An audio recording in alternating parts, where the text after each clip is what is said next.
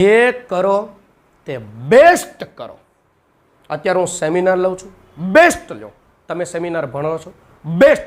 Work while you work and play while you play. રમતના સમયે રમત જ કરો ને કામના સમયે કામ જ કરો. અને આપણું કેવું છે ને એ હું દ્રષ્ટાંત આપું. અહીંથી લેસન આપ્યું હોય, લેસન ન કરે ને ક્રિકેટ રમવા જાય. ક્રિકેટ રમતા રમતા એ વિચારે કે મારે પેલું ઇંગ્લિશનું લેસન છે, સાહેબ કાલ વારો પાડી દે કા દાંડિયું દો. રમો છો, લેસનનું વિચારો છો. આ જ વ્યક્તિ ઘરે જાય છે, ઘરે જઈને ઇંગ્લિશનું લેસન કરતો કરતો વિચાર, પહેલો દડો આવ્યો ને ત્યાં આમ માર્યું હોત ને તો દાંડિયું ન જાત, સિક્સર જાત. સાલું જ્યારે રમતો હતો ત્યારે ઇંગ્લિશનું વિચારતો હતો, લખે છો ત્યારે રમવાનું વિચારે છો નહીં. જે સમયે જે કામ કરો છો એ જ કામ. રમો છો તો રમો, જમો છો તો જમો, મોબાઈલ જોવો છો તો મોબાઈલ જોવો, તમે રખડો છો ને તો નેટ રખડો, અને વાંચો છો ને તો નેટ વાંચો, અને ભણો છો ને તો નેટ ભણો, સેમિનાર ભરો છો ને તો નેટ સેમિનાર ભરો. તો તમને ખબર હોય બધા સાહેબના લેક્ચર આવતા હોય, કલાક બેસવાનું જ હોય, ગમે થઈ જાય, ઈચ્છા હોય કે નો કલાક બેસવાનું હોય.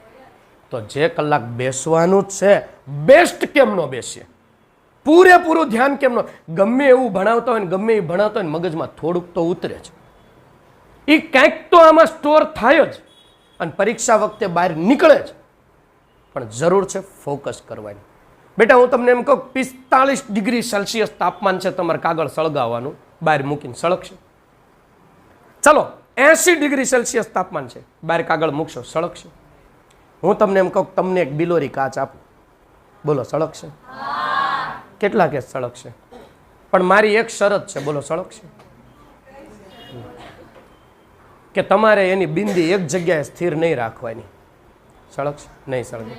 80 ડિગ્રી તાપમાન હતું તોય નથી સળગતું, 40 ડિગ્રી હતું તોય નથી સળગતું. હવે હું તમને એમ કહું છું 35 ડિગ્રી તાપમાન છે, ચલો 30 ડિગ્રી તાપમાન છે, હું તમને બિલોરી કાચ આપું છું અને તમને એમ કહું છું બિંદી એક જગ્યાએ રાખજો, બોલો કાગળ સળગશે કે નહીં? બેટા તમારી પાસે 80% તાકાત હોય, 90% તાકાત હોય કે 110% તાકાત હોય, તમારું ધ્યાન જો બીજે છે, તમે જે કામ લઈને બેઠા છે ક્યારેય નહીં થાય. તમારી બધી શક્તિ, તમારી બધી તાકાત, તમારો બધું જ ભણવાનો પાવર એક જ જગ્યાએ જ્યારે કેન્દ્રિત કરશો ને ત્યારે એની અંદર પાવર અનેક ગણો થઈ જશે. આ ફોકસની તાકાત છે. એક જ જગ્યાએ મન લગાવો. અત્યારે તમે સેમિનાર ભરો છો ને બીજો કોઈ વિચાર નહીં, સેમિનાર જ ભરો. લેક્ચર ભરો છો તો લેક્ચર જ ભરો, ભલે જે કાંઈ પણ હોય લેક્ચર જ ભરો. પૂરેપૂરું જે કરો ને બેસ્ટ કરો બેટા.